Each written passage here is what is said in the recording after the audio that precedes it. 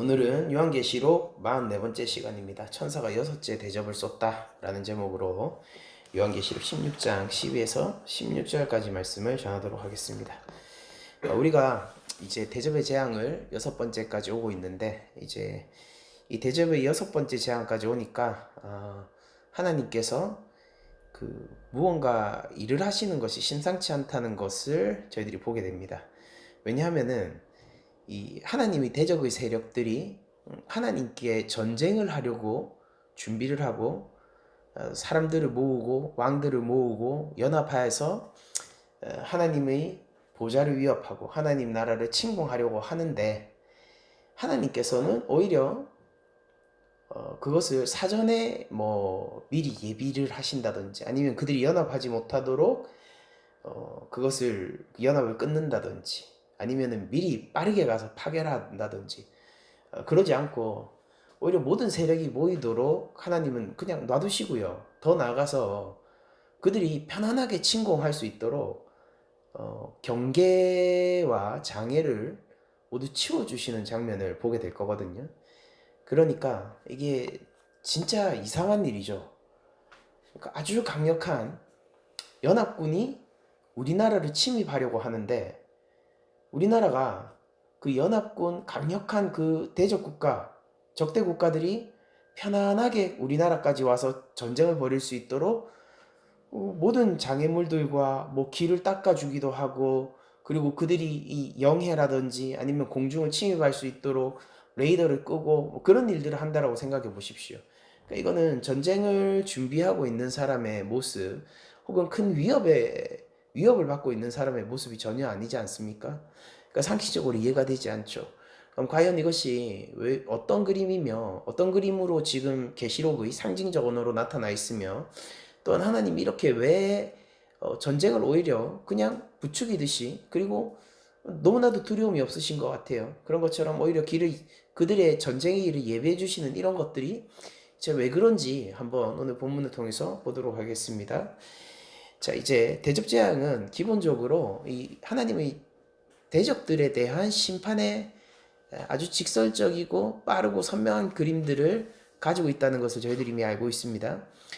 그래서 이 여섯 번째 대접의 재앙도 그런 하나님의 심판과 관련이 있을 텐데, 그 그림을 한 12절부터 찾아보게 되면은 여섯 번째 천사가 이제 그 대접을 큰 강 유브라데에 쏟게 됩니다. 그러니까 유브라데에 대접을 쏟은 거예요. 그렇게 되니까 강물이 마르게 돼서 동방에서 오는 왕들의 길이 예비되었다라고 얘기를 합니다. 자, 이 유브라데 강은 지금도 이제 이라크 지역이죠. 이라크 지역에 가면은 실제로 아직까지 존재하고 있는 강인데, 사실 고대 근동 지방, 그러니까 지금 팔레스타인 지방에서 가장 큰 강입니다. 그래서 이 큰 강이 있다 보니까 여러분들 어떻습니까? 자연스럽게 지형적으로 국가와 국가의 경계 역할을 주로 하곤 했었던 것이 유브라데 강이거든요. 그래서 창세기에 하나님이 아브라함에게 땅을 약속하실 때도 이제 유브라데까지 약속하시는 장면들이 나오고, 그리고 실제 이스라엘이 가나안을 정복한 뒤 국경을 정할 때요, 그러니까 나라를 세울 때 그 동쪽 경계가 유브라데 강으로 정해지는 것을 볼 수 있습니다. 이건 비단 그 유대만의 사정이 아니었던 것이 왜 그러냐면은, 로마도요, 이 워낙 큰 강이 이렇게 막고 있는 것이다 보니까 이것을 지형으로 하고, 그러니까 로마라는 것은 지금 이 계시록의 1차 독자들이 살고 있는 그 시대죠. 로마 역시 유브라데 강을 이 경계로 해서 그 너머에는 다른 인도라든지 아니면은 파르티아 제국 같은 그런 군사적 긴장감이 아주 팽팽하게 일어나는 그런 그 장소가 유브라데 강입니다. 그래서 구약적으로 보게 되면은 이스라엘의 경계, 즉 상징적으로 나타내는 의미는 하나님 나라의 마지막 이 군사 경계라는 것이겠죠. 그 경계인 동시에 실제 로마를 살아가고 있던 그 그 로마 제국을 살아가고 있던 그 안에 있던 지금 핍박받는 그리스도인들의 입장에서는 군사적 긴장감이 팽팽하게 일촉즉발의 상황처럼 놓여있는 두 국가 간의 전쟁이 언제 터져도 이상하지 않은 그런 군사적인 아주 팽팽한 긴장감, 일촉즉발의 긴장감이 있는 그 장소가 유브라데 강입니다. 그런데 재밌는 것은 뭐냐면은 유브라데 강이 기본적으로 국경의 역할을 하고 있기 때문에 유브라데 강이 마른다라는 것은 뭐냐면은 상대방 적국의 침입을 편안하게 할 수 있도록 도와주는 역할을 하는 거잖아요. 그러니까 강물이 가득 차 있고 강물이 거세고 강이 넓고 깊을수록 적국이 침입해 오거나 적국의 약탈을 막을 수 있는 그런 조건이 될 텐데, 오히려 하나님은 강물을 마르게 해가지고 동방에서 오는 왕들이라고 되어 있죠. 이게 로마 입장에서는 파르티아 제국이고요. 그리고 이스라엘, 그러니까 구약 성경의 입장에서는 이게 어디예요? 바벨론이 있던 곳이죠.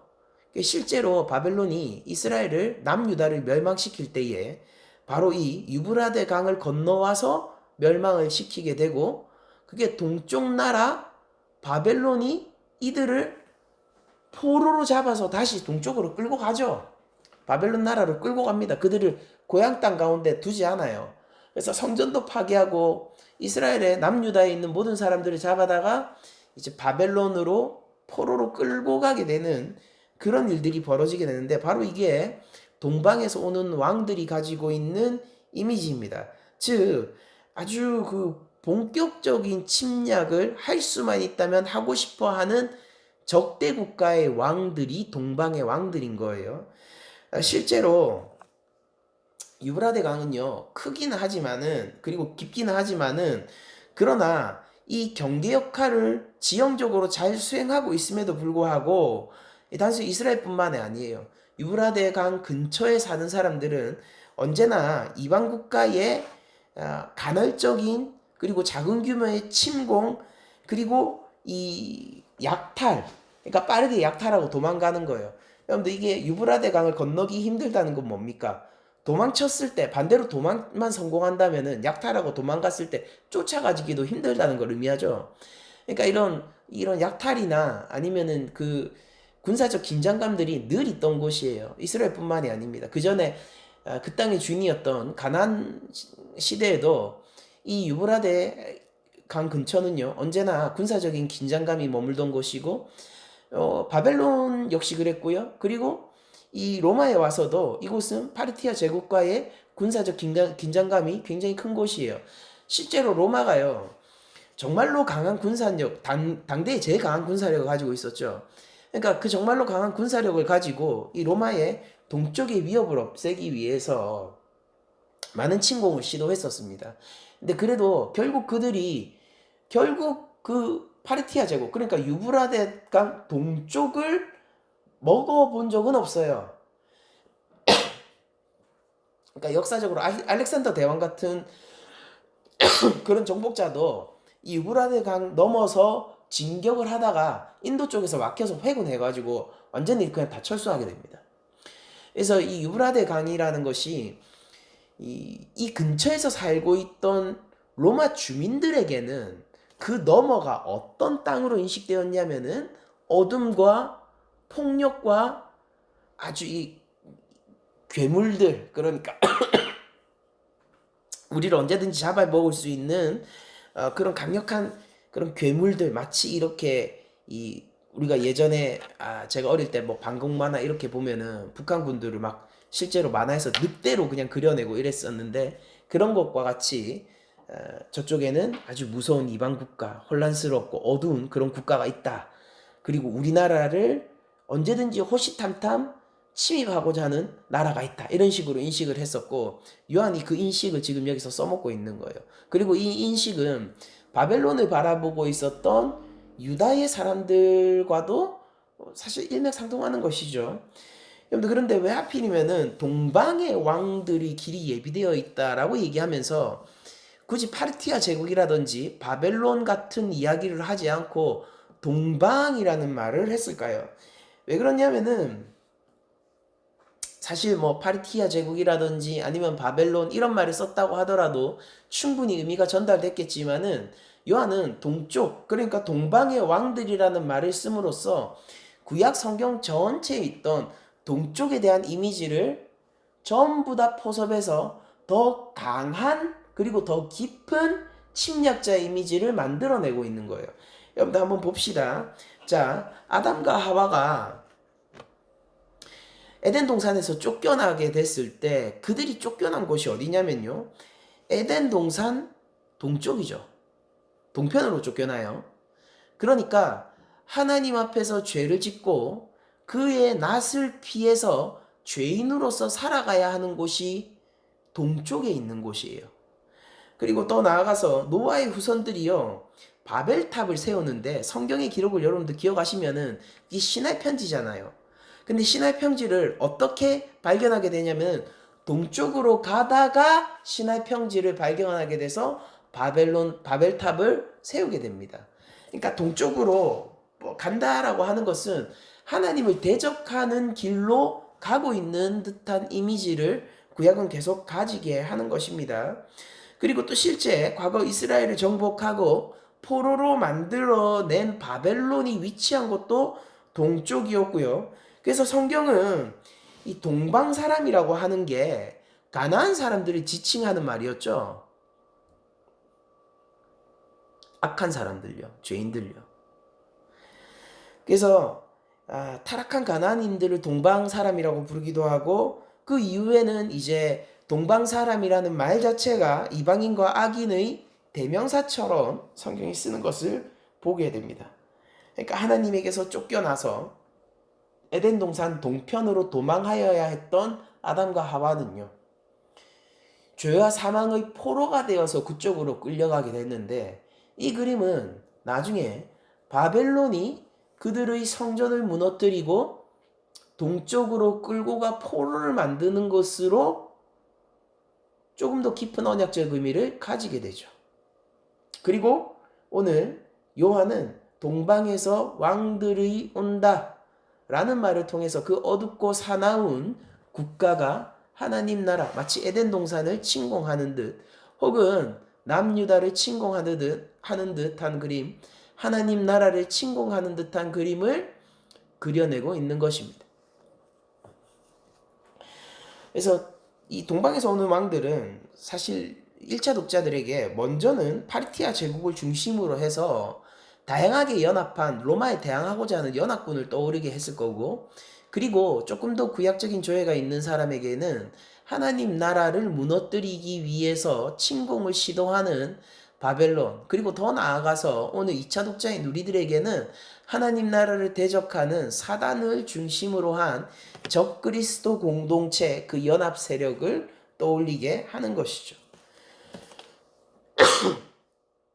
그러니까 이 동방에서 오는 왕들은 파르티아 제국이기도 하고, 그리고 동시에 로마의 황제이기도 하고, 그리고 동시에 과거 남유다를 침공한 바벨론의 왕 느부갓네살이기도 하고, 궁극적으로는 우리의 대적 옙뱀 사단 마귀라는 것입니다.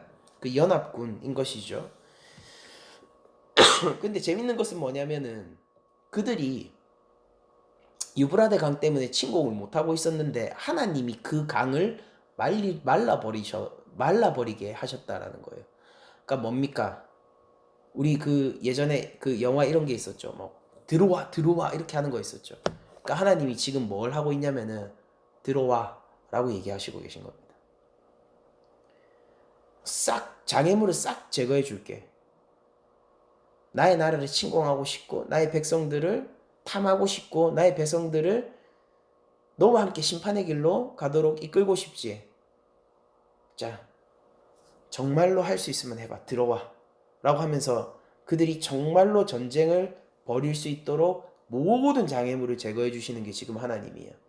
여러분들 이 모습에서 저는 어떤 생각이 떠오르게 됐냐면은 우리 최고의 그 MMA 파이터들이 모인 곳이 UFC인데요. UFC 선수들이 이제 인터뷰하거나 이런 거를 할 때 때로는 캐스터들 혹은 이 인터뷰어들이 그들이 운동하고 있는 체육관에 가가지고요, 같이 스파링을 하기도 합니다. 그러면은 막 보호장구를 하고요, 글러브를 끼고요, 최선을 다해서 한 대를 때려보기 위해서 막 주먹을 휘두른단 말이에요.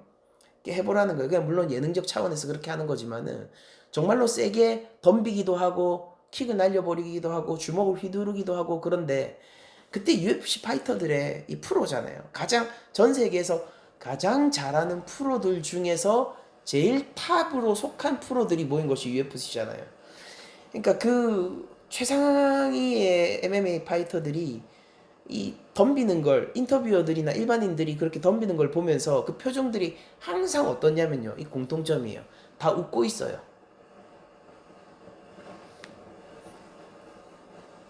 다들 자연스럽게 웃고 있고, 잠시만요.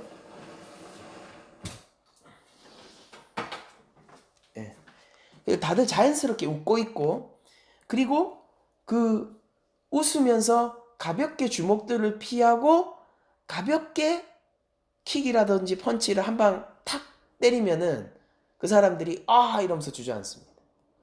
이게 마치 그런 그림처럼 하나님이 유브라데 강을 싹 말려버리고 그들이 편안하게 올 수 있도록 전쟁이 준비한 마차도 끌고 오고 그들이 장창을 들고 저벅저벅 걸어올 수 있도록 하나님이 예비하시는 이 그림은 UFC 파이터들이 일반인들을 상대로 링 위에 올랐을 때의 그림 같은 것들을 저한테 떠올리게 하더라고요. 그게 얼마만큼의 자신감일까? 저는 이때 하나님 이들을 진노 가운데서 심판하시기 위해서 전쟁을 벌이게 하시는 그림이지만 이 하나님 주권 아래서 일어난 일이에요. 그때 하나님은 전혀 긴장하지 않으실 것 같다는 생각을 제가 계속 하게 됩니다. 그때 하나님은 웃고 계실 것 같아요. 전혀 위협이 되지 않아서 웃고 있는 것이고 이 촌극이 기가 차서 웃고 있는 하나님의 모습이 저한테는 그려지더라고요. 그러면은 그 동방에서 오는 저 그리스도 세력들의 왕의 성격이 무엇이냐? 이 동방의 왕들이 성격이 무엇이냐? 그게 바로 13절에 나오는데 또 내가 봄에 개구리 같은 새 더러운 영이 용의 입과 짐승의 입과 거짓 선지자 입에서 나온다라고 되어 있죠. 이건 저희들이 지난 설교들을 통해서 잘 살펴보았지 않습니까? 바로 이 용과 짐승과 거짓 선지자는 사탄과 로마의 황제와 그 황제 숭배를 정파하고 강요하는 제국의 사제들을 중심으로 한 선정가들, 그리고 그것을 폭력적으로 강요하게 하고 설득하게 하는 군사들, 이런 것들이 바로 삼일체 하나님을 흉내내고 있는 당시 유대 그 요한 공동체를 실제적으로 사형으로 가운 그 순교의 길 가운데 이끌고 가게 했던 그 세력들이라고 제가 말씀을 드렸고, 그리고 더 나아가서는 이것이 묵시적 관점에서 봤을 때는 하나님의 흉내를 내며, 우상이죠, 하나님의 흉내를 내며 이 하나님의 백성들, 이 교회를요 어떻게든 쓰러뜨리고 꼬꾸라지게 하고, 그리고 이 세상 땅에 속한 자들을 모아서 그들의 경배를 받아 힘을 키우고 있는 사단의 세력이라고 제가 말씀을 드렸었습니다. 근데 그들의 입에서 나온 게 뭐냐면은 영혼인데요, 성령과는 전혀 다른 개구리같이 더러운 영이 나오는 거예요. 각각에게서 한 가지 영이 나와서 새 영이 나왔겠죠. 그러면 이거는 실제 그들이 입에서 말을 할 때 무슨 영이 나온다 그걸 얘기하는 것이 아니라 바로 동방의 왕들의 연합, 저 그리스도 세력의 연합의 성격이 무엇인지를 보여주고 있는 것입니다. 그들이 고백하고 말하는 것이 어떤 것인지를 보여주는 거예요. 교회는 무엇을 고백하는 공동체입니까? 하나님의 살아계심과 하나님이 높으심과 거룩하심과 우리 구주의 참 왕되심, 주되심을 고백하는 것이 우리 교회 공동체라면은 그들은 더러운 개구리 같은 것을 얘기하는 공동체라는 거예요. 그것이 무엇이냐? 개구리는요, 율법에 의해서 불결한 생물로 규정되어 있는 동물이죠. 레위기 11장 12절을 보면은 수중 생물에 지느러미와 비늘 없는 것은 너희가 혐오할 것이니라 라고 얘기하면서 율법에 의해서 규정된 정결치 못한 더러운 동물이 개구리입니다. 그래서 실제 오늘 계시록 본문에도 개구리 같은 새 더러운 영이라고 얘기하면서 개구리가 더럽다라는 이미지와 연결이 되어 있죠. 단순히 불결하다 이런 것이 아니라 율법에 의해서 정죄받을 만하다. 그런 차원까지 더럽다라는 거예요. 그래서 동시에 이것은 우리에게 애굽의 10재앙 중에서 두 번째 재앙을 떠올리게 만들죠. 여러분들 두 번째 재앙 때 개구리가 애굽을 덮기 시작했는데 이제 출애굽기의 표현을 보면 어떻게 돼 있냐면은 온 땅을 덮고요. 그리고 사람들을 덮어요. 사람들을 올라타가지고 사람들 다리 위에 올라타고 이래가지고 사람을 덮고요. 그리고 그들의 가산을 덮습니다. 그러니까 그들이 먹는 그릇 이런 것들에도 개구리가 가득 덮이게 되었다라고 이렇게 기록되어 있거든요. 그러니까 개구리라는 것은 뭐냐면은 더럽고 불결한 율법에 따라서 정죄받을 만한 짐승인데 그 개구리의 성격은 뭐냐면은 온 땅을 덮어요. 아주 만연하게 펼쳐져 있는 것이라고요. 그러면은 이 동방에서 오는 왕들 적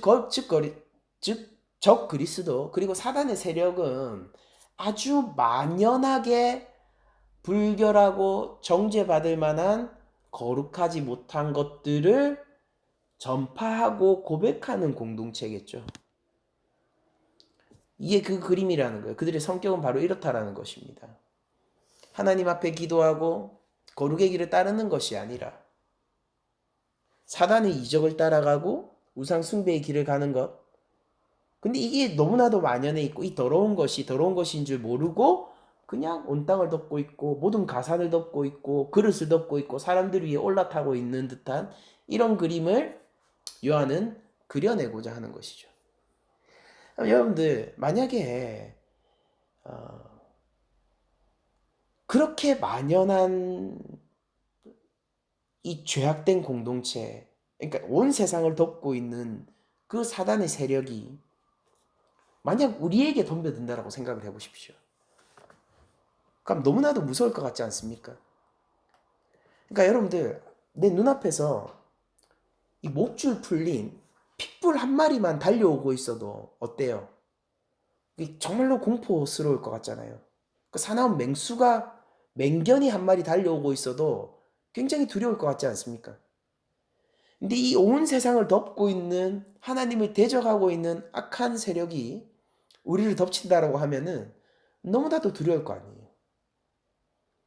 근데 여러분들 계속 생각하셔야 되는 게 뭐냐면은 하나님은 유브라데 강을 일부러 말리신 하나님이라는 거예요.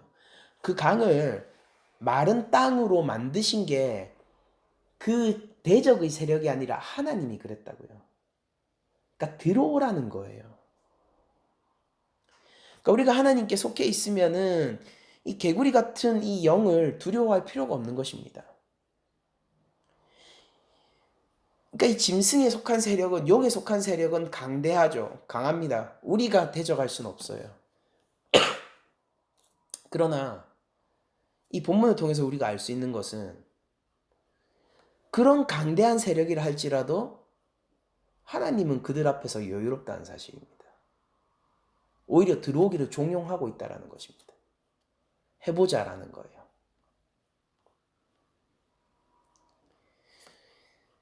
앞으로 본문을 계속 보면서 여러분들이 아시게 되겠지만은 하나님이 대적하는 세력은 준비를 해야 돼요. 힘을 모아야 돼요. 근데 하나님은 어떻게 하시고 계시냐면 지금이라도 당장 들어와라 라고 하고 계신 거예요. 어느 정도의 힘의 격차가 있으면 이것이 가능할까요? 그럼 우리는 누구 편에 있어야 안전한 것일까요?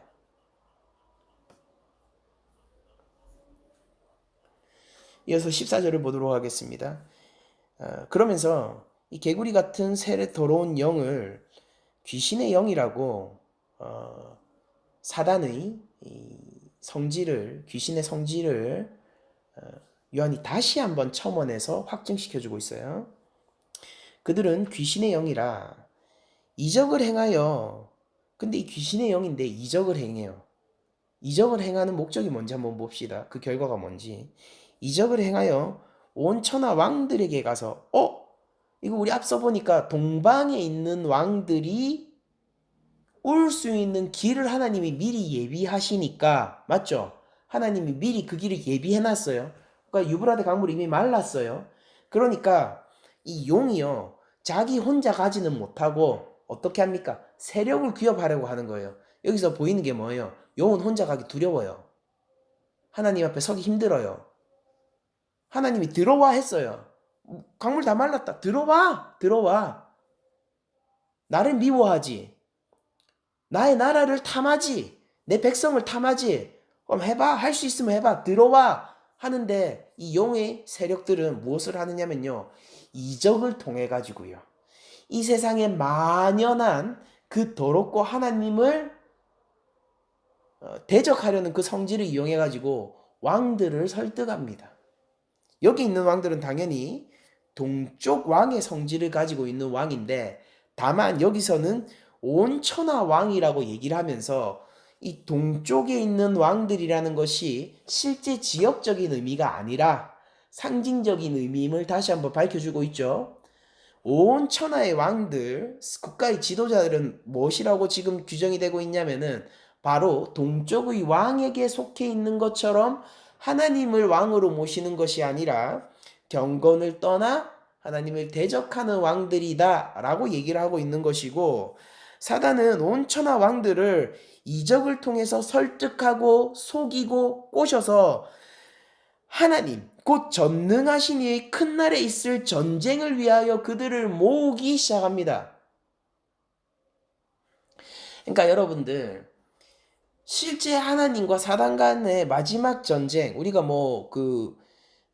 최후의 날 그리고 아마겟돈 전쟁 이렇게 부르는 것 있잖아요.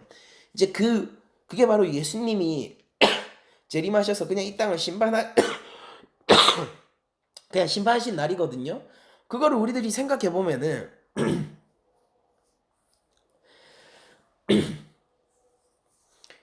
지금 그날이 오기 전까지는 주님께서 영광을 가지고 이 땅 가운데 다시 오기 전까지는 당연히 역사 가운데 무슨 일이 벌어지고 있을까요?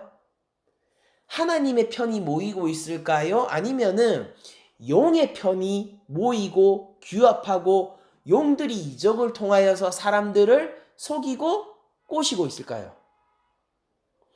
주님이 다시 오기 전까지의 이 역사 가운데 두드러지게 나타나는 특징은 무엇이냐면은 바로 그 사단의 왕국의 강성함과 커짐입니다. 그러나 우리가 그걸 보면서 오히려 확신할 수 있는 건 뭐냐면은 저들이 두려워하고 있다는 점이에요. 그러니까 여러분들 얼마나 깊이 보고 어떤 레벨에서 보는가에 따라서 이 사건의 해석이 전혀 달라지게 되는데 그리스도인들은 언제나 세상 가운데서 소수자였고요. 하나님을 따르기를 기뻐하는 사람들보다 하나님을 떠나 있기를 기뻐하는 사람들이 언제나 더 잘 연합하고 더 강성한 힘을 가지게 됩니다. 마치 지금 로마 제국에 의해서 핍박받고 생명을 잃고 있는 이 요한 공동체처럼 말이에요. 이것은 다소 극단적인 모습이고 예이긴 하지만은 그러나 그런 성질은 그런 특징은 전혀 교회 가운데서 변한 적이 없단 말이에요. 여러분들 심지어 우리 한국 교회를 보시게 되면요. 이 교회 안에서도 하나님을 기뻐하고 예수님의 뒤를 따르기보다 교회에 나와 있으나 그러나 세상의 길을 선택하고 있고 하나님이 기뻐하지 않는 일을 마음껏 양심의 가책 없이 하는 사람들이 교회 안에도 존재함을 저희들이 보지 않습니까? 그러니까 누가 더 강성하고 누가 팀을 더 잘 모으고 있냐고요. 하나님이에요? 아니면 사단이에요? 언뜻 보기에는 사단이 훨씬 힘을 많이 가지고 있고 사람들 더 잘 모아 보인단 말이에요. 그러면 여러분들 그냥 이 단락에서 지금 이 미시적인 관점에서만 여러분들 편을 정하라고 하면은 누구 편이 돼야 됩니까? 강성한 세력이 누구냔 말이에요. 사단 아니에요? 그러니까 우리 하나님을 떠나는 편이 훨씬 좋은 거 아닙니까? 상식이 있다면 그렇게 해야죠. 근데 계시록은 이런 우리가 한순간 살아가는 이 미시적 관점이 아니라 역사 전체를 조망하는 묵시적 관점에서 바로 그들이 왜 그렇게 세력을 모으고 있는지를 보여주고 있는 거예요. 왜냐면은 하나님이 유브라데 강을 말리셨거든요. 들어오라고 했는데 두렵단 말이에요. 한 가지 기억하세요. 여러분들 5번째 대접에서 일어난 일을 한번 생각해 보세요. 이들이 왜 물이 말랐는데 생각해 보세요. 유브라데 강물 말랐어요. 그러면은 그게 말랐든 말든 두려우면은요 안 들어가면 될 거 아닙니까? 유브라데 강물이 있든 없든 그 사단의 세력이 하나님을 두려워하고 있다면은 안 쳐들어가면 되잖아요. 하나님의 나라를. 하나님의 보좌를 찬탈하려고 하지 않으면 되잖아요. 근데 왜 이들은 굳이 두려우면서도 연합군을 왜 모으고 있고 왜 힘을 강성하게 하고 있고 그들이 어떻게 해서든 어떤 이적을 통해서든지 세상의 왕들을 설득해내고 있냔 말이에요. 그 이유가 뭐냔 말이에요. 왜냐면은 이 6째 대접이 있기 이전에 5대 대접에서 하나님의 대접이 이 짐승의 왕자에 쏟아졌거든요.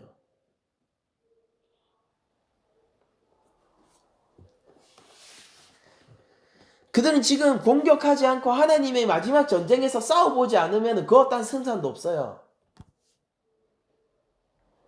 여러분들 우리 하나님 나라의 관점에서 우리 교회는 어떻습니까? 이미 그러나 아직의 관점을 가지고 있죠. 이미 우린 하나님 나라를 받았고 구원받았으나 그러나 동시에 아직 하나님의 나라 완성을 기다리고 있잖아요. 사단도 똑같아요, 여러분들. 다만 우리와 처지가 다를 뿐이죠. 5번째 대접 뭔지 아세요? 사단은 이미 심판받았어요.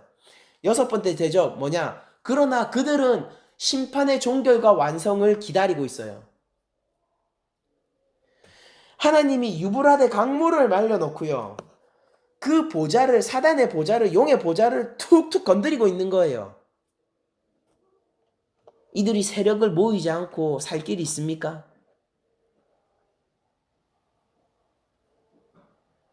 이들이 이적을 통해 가지고 이 세상에 힘 가진 왕들을 다 끌어모으고 있는데 그 조급함과 다급함과 절박함이 뭔지 아시겠어요? 하나님은 여유롭죠. 사단의 입장에서 여러분들 우리가 한번 생각해 봅시다. 자신의 왕자는 공격을 받았어요. 하나님은 화살과 진노가 이미 자신에게 꽂혀 있습니다. 그러면서 하나님은요, 보란 듯이 유브라데 강물을 말리면서 하나님 나라를 침공할 때에 그 어떤 장애물도 없게 하셨어요. 너무 두렵지 않을까요? 너무 초조하지 않을까요? 지푸라기라도 잡는 심정으로 세상 모두를 미혹하고 싶지 않겠습니까?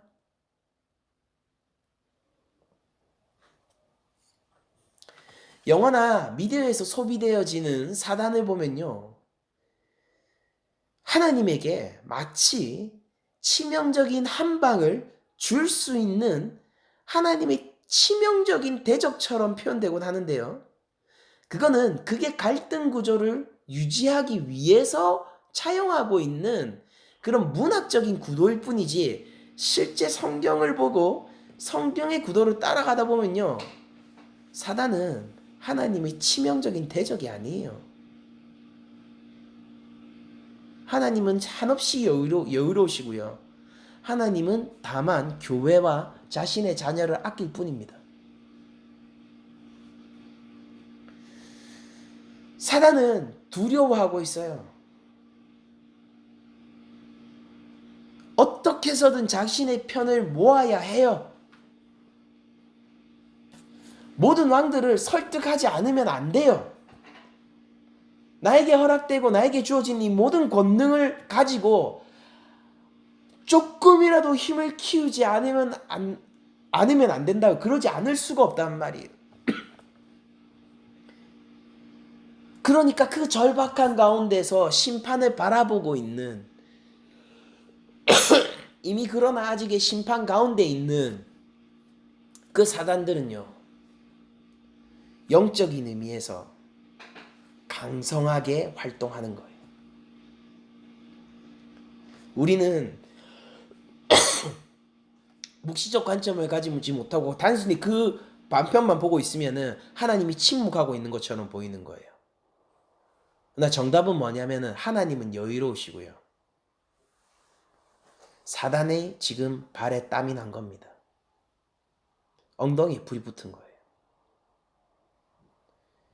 사단의 강성한 활동을 보면서 사람들이 그 세상의 길을 선택하기를 원한다라면은 이 묵시적 관점을 모르는 거예요. 하나님은 왜 침묵하시는데 저들의 세력은 왜 강성해집니까?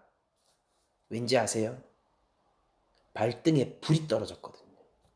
발에 땀이 나도록 뛰지 않으면 안 되거든요. 두려워서 견딜 수 없거든요. 하나님의 심판이요. 근데 그들 세력에 우리가 단순히 순순히 포섭이 되겠다고요? 요한은 지금 뭐라고 얘기하고 있냐면은 보아라.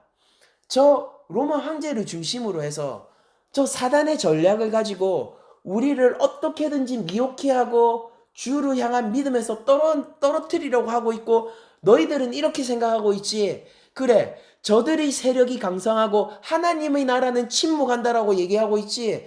그러나 역사적 진실을 알려줄게. 묵시적 관점, 정말 더 큰 관점에서 이걸 봐.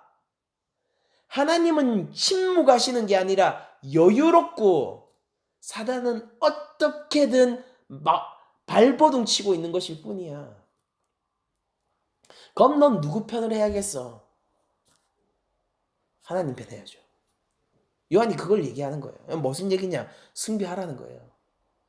믿음을 저버릴 바에 순교하라는 거예요. 하라는 것입니다. 세상의 길을 선택하는 것이 아니라 주의 길을 선택하라는 거예요. 어떤 측면에서 냉정하기도 하고 냉혹하기도 하고 마치 그들의 생명을 초계처럼 버리라고 얘기하고 있는 것 같지만은 요한이 얘기하고 있는 것은 뭐냐면은요. 생명을 지키기 위해서는 그렇게 하라는 거예요. 생명을 버리라는 것이 아니라 이 한 번 생명을 보존함으로 영원한 죽음 가운데 사탄 가운데서 그 전쟁 가운데 찌부러질 사탄 가운데 속해지지 말고 차라리 죽는 한이 있더라도 결코 죽지 않는 길로 가라라고 얘기를 하고 있는 것입니다.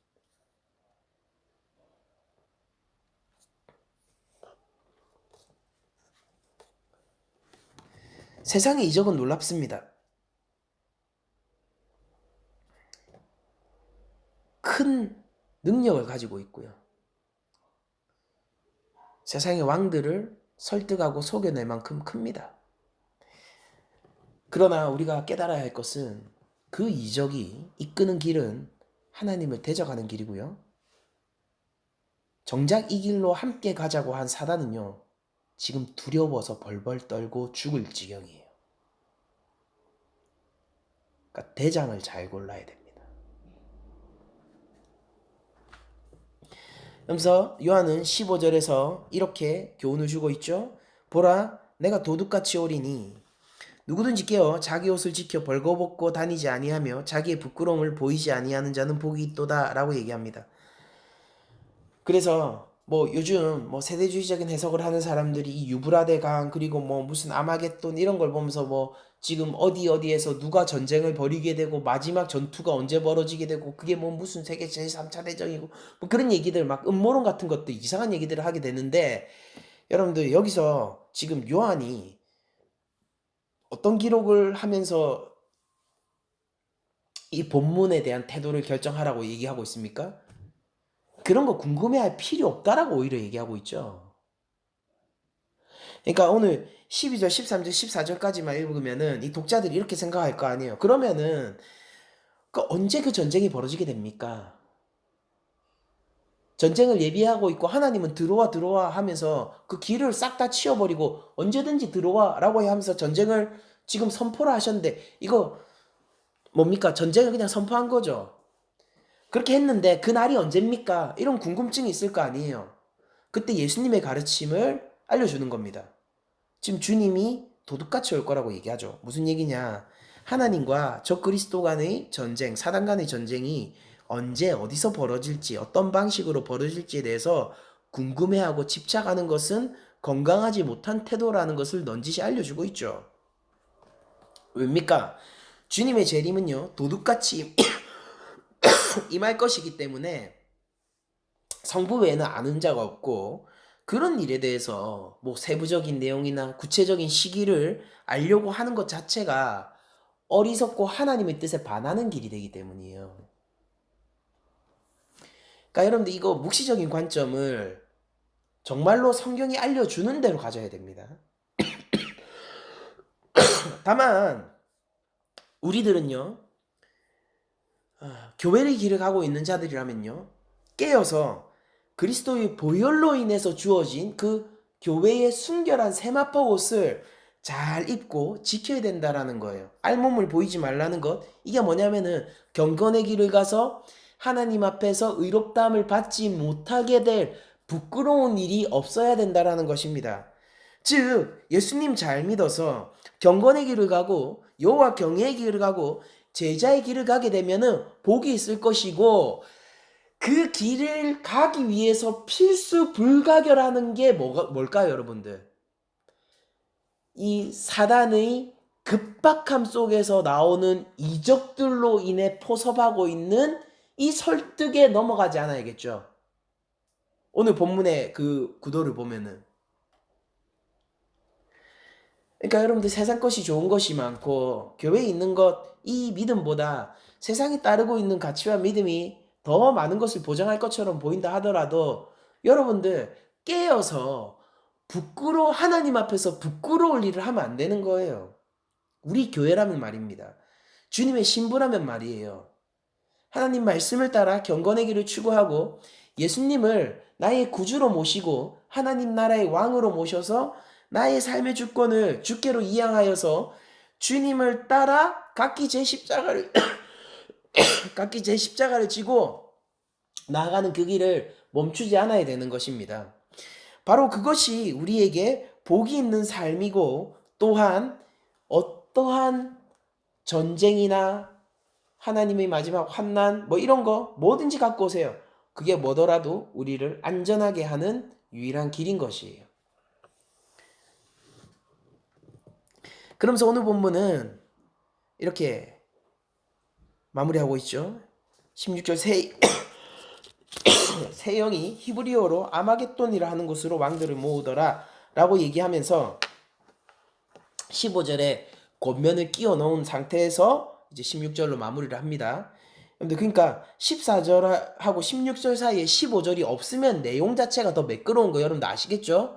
근데 굳이 15절이 마지막 전쟁의 임박 준비, 아주 그 하나님과 이제 빵 하면 전쟁이 나는 그 임박한 전쟁의 시기를 얘기하기 전에 15절을 굳이 얘기한 것은요, 이건 뭐냐면은 이게 정말로 우리에게 반드시 지켜져야 하는 태도, 당시 요한 공동체에게 반드시 지켜져야 하는 태도를 보여주는 것이라고 우리가 알 수 있는 거예요. 그런데 심지어 요한계시록 최초에 7교회의 기록을 보세요. 항상 이기는 자가 복이 있다라고 했는데 그 이기는 자들 누구예요? 우상숭배, 즉 황제숭배, 끝까지 거부하고 믿음을 지키던 자들 아닙니까? 경건을 행하던 자들이에요. 이단 사설에 놀아나지 않고 우상숭배의 길로 가지 않았던 그들입니다. 그러니까 예수님을 믿는 이 믿음에서 떠나지 않는 삶을 계속해서 우리들이 가져가는 것이 중요한 것이에요.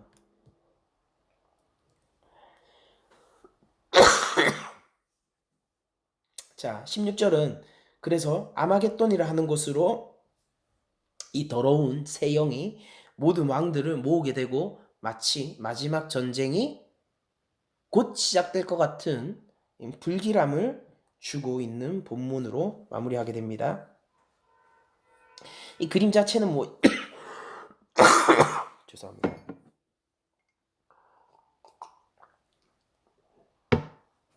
이 그림 자체는 무엇을 의미하냐면은 이것은 곧 어마어마한 하나님과 적 그리스도의 세력 간에 마지막 전쟁이 시작되게 될 거다. 그게 일촉즉발의 상황. 지금이라도 벌어질 수 있다. 그러니까 예수님이 지금이라도 오실 수 있잖아요. 반대로 얘기하면, 사단의 입장에서 얘기하면요, 지금이라도 이 전투가 벌어질 수 있다. 이런 임박함을 보여주는 그림이 오늘 본문이죠. 그래서 아주 긴장감 넘치는 일촉즉발의 상황을 보여주고 있는데, 근데 왜 아마겟돈이냐라는 거예요. 분명히 하나님이 이 강을 말린 거는 강을 말린 것은 유브라데 강이고 경계 지역이었는데 왜 아마겟돈이라는 장소로 갑자기 이동된 것처럼 보이냔 말이에요. 이거는 뭐 정확하게 그 헬라어로 어떻게 적혀 있냐면 하르마겟돈이라고 적혀 있어요. 하르는 산이고요. 마겟돈은 무기또의 헬라어식 표현이에요. 즉 아마겟돈 이건 뭐냐면 하르마겟돈 이건 뭐냐면 무기또의 산인데 여러분들 이 무기또가 언덕인데 어디 있냐면 이스라엘 평원에 위치해 있습니다. 그러니까 그쪽하고는 거리가 제법 있죠. 이 유브라데 강하고는 거리가 있는데 왜 이곳을 마지막 전쟁이 일어나는 곳으로 했냐면은 아니 유브라데에서 전쟁이 일어나야 될 거 아니에요. 근데 왜 요한은 유브라데에서 전쟁이 일어나는 것으로 하지 않고 이 무기또 산에서 전쟁이 일어나는 것으로 기록을 하고 있냐고요. 이게 바로 실제 장소의 문제가 아니라 이것이 상징적인 그림이다라는 것에 대한 강한 증거겠죠.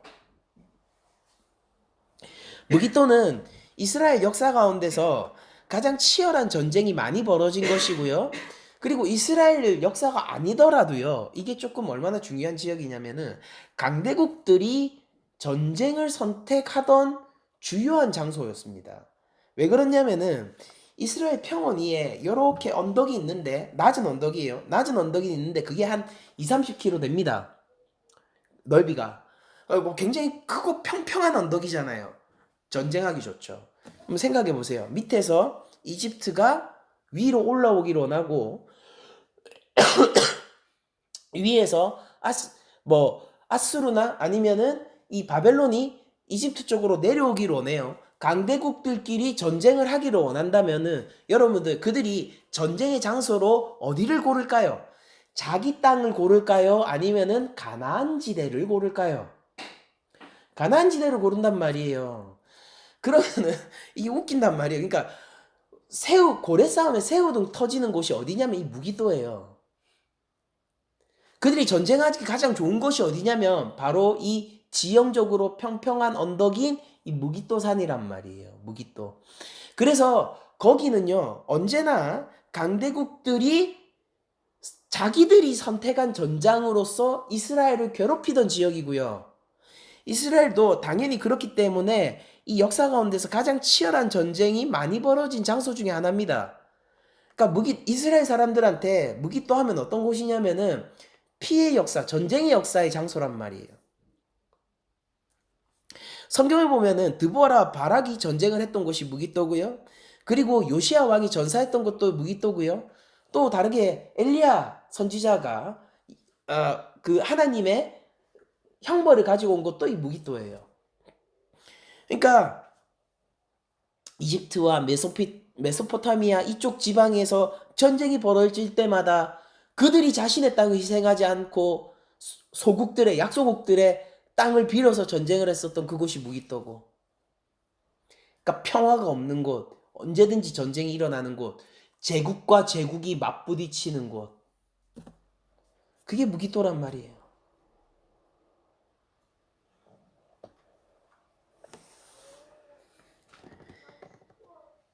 근데 그렇기 때문에 이 그림 자체가 보여주는 것은 특정 시기, 특정 장소에서 마지막 심판과 전쟁이 있을 것이다. 뭐 이런 그림이 아니라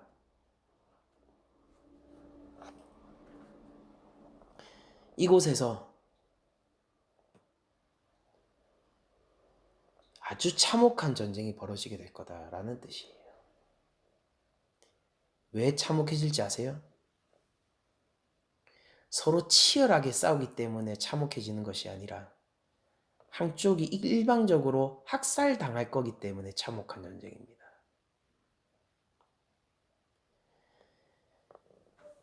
하나님이 진멸하라라는 명령을 가나안 정복 전쟁 때 하셨습니다. 참혹한 현장이에요. 왜입니까?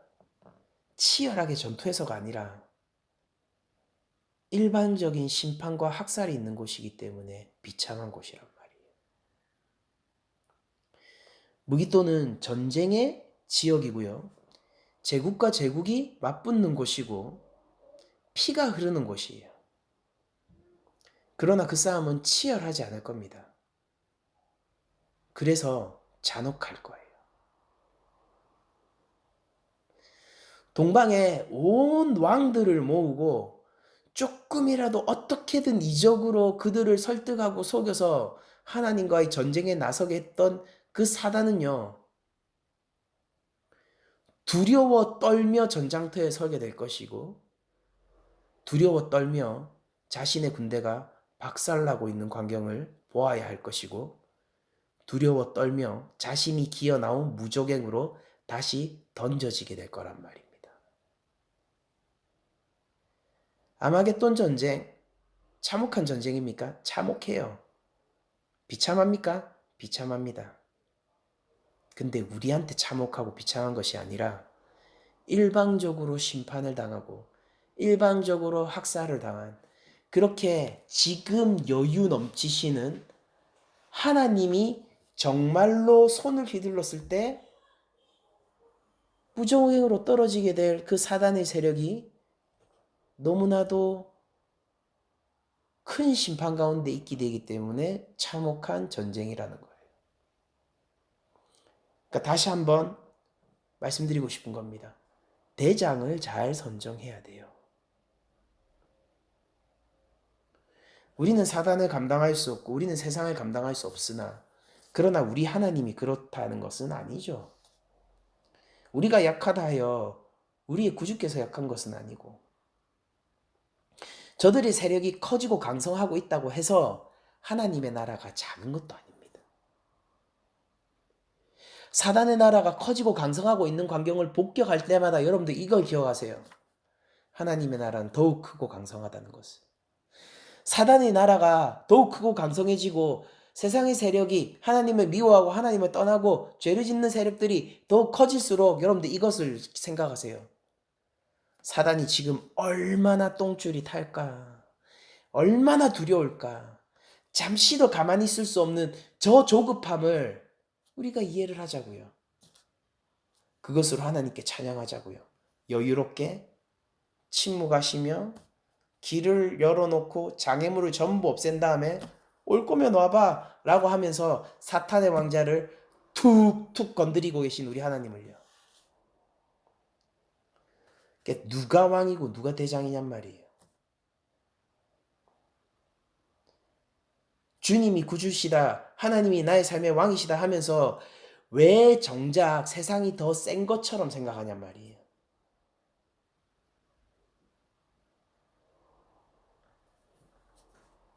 겉모습에 속지 마세요. 미시적인 시각 가운데 고립되지 마세요. 묵시적 시각으로, 하나님의 시각으로 세상을 보세요.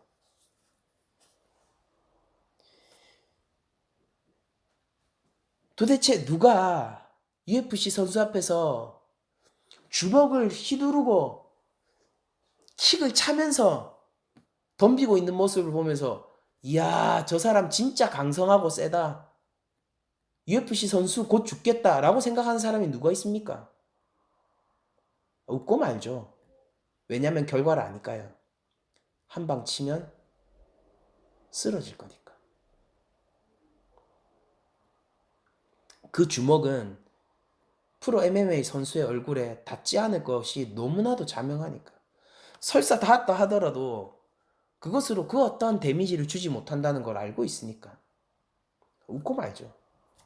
그러니까 여러분들, 세상이 크고 강성해지면은 웃고 마세요. 하나님은 더 크시니까요.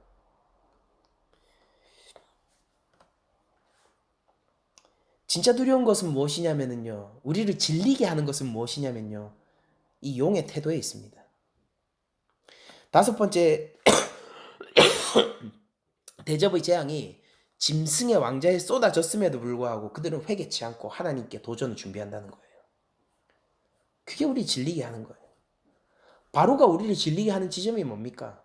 좀 작작해라, 이 정도까지 재앙이 내려졌으면은 그냥 이스라엘 좀 보내줘라, 이게 우리의 마음이었잖아요. 역사를 보면서도 여러분들 세상을 바라볼 때, 사단을 바라볼 때 그 마음을 좀 가지셔야 돼요.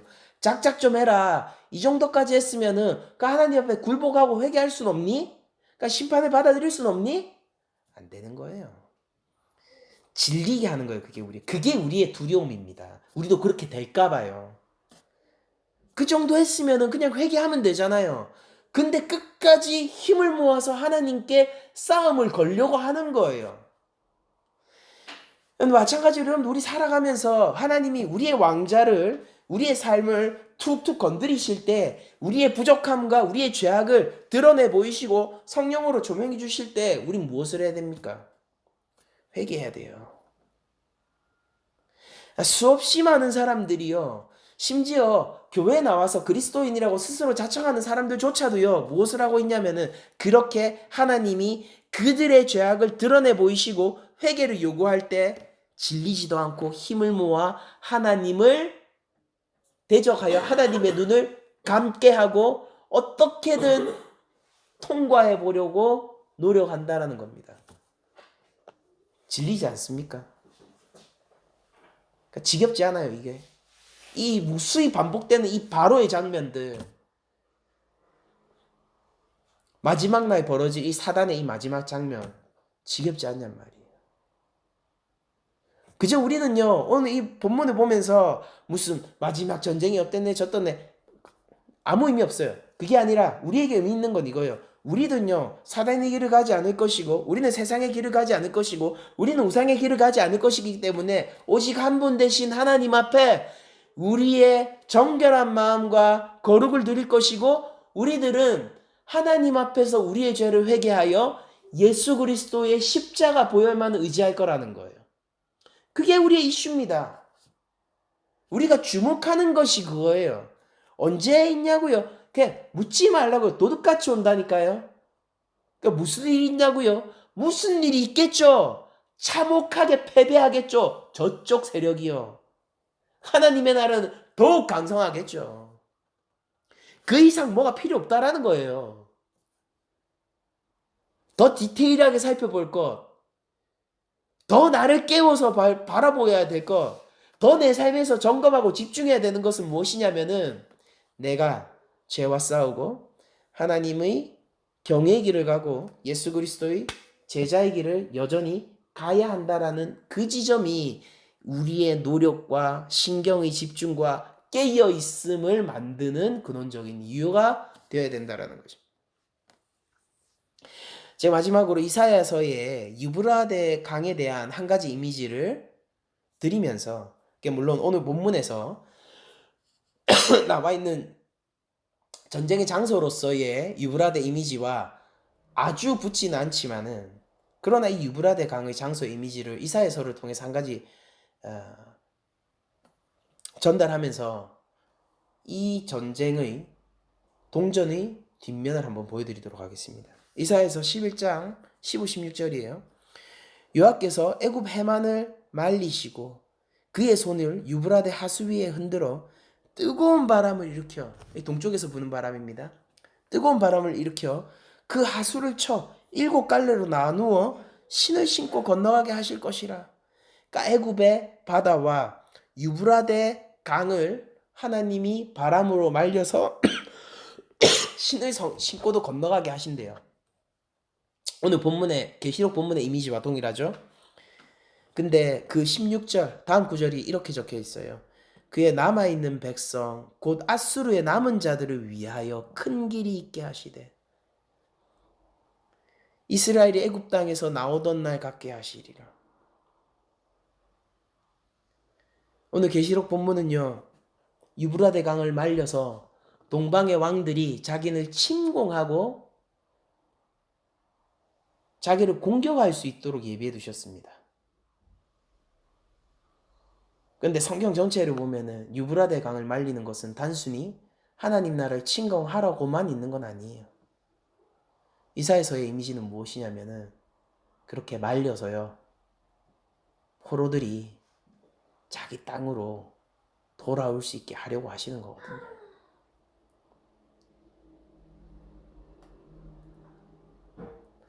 하나님은 사단을 단순히 증오하고 미워하기 때문에 그들을 심판하려고 하는 것이 아니에요. 사단의 심판이 예비되어 있는 것은 그 동전의 뒷면이 뭔지 아세요? 하나님은 사단이 어떻게 되는 것에 관심이 있는 것이 아니라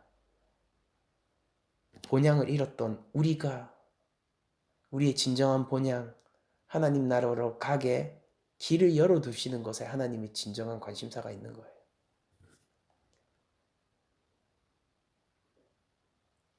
하나님 왜 방비 안 하십니까? 하나님 왜 길을 열어두십니까? 저들이 왜 세력을 불리도록 하십니까? 여러분들 다른 것에 집중하세요. 그럼 그렇게 놔두면 돼요. 하나님 거기 그렇게 크게 관심 없어요. 뭐 초등학생들이 세력을 규합한다고 해서 프로 선수를 이길 수 있습니까? 고등학생들이 뭉쳐서 몽둥이를 둔다고 해서 이 군대를 이길 수 있어요? 그거보다도 승률이 없는 싸움이 적 그리스도와 하나님 간의 싸움이에요. 하나님 거기 그렇게까지 관심 없어요. 하나님 진짜 관심 있는 게 뭔지 아세요? 내 새끼, 내 자녀, 나의 백성들을 구원하는 것입니다. 사단을 어떻게 하기 위해서 심판을 어느 정도 유예하시고 계신 것이 아니라 하나님의 백성을 하나님이 구원하기 위하여서 심판이 유예되고 있고요. 사단을 고발하기 위해서 예수님이 십자가에 못 박혀 달린 것이 아니라 하나님의 백성을 구원하기 위해서 예수님이 십자가에 못 박히셔 죽은 것입니다. 하나님이 더 큰 관심사를 가지고 있는 것을 따라 우리도 관심을 가지고 행하기를 원하고,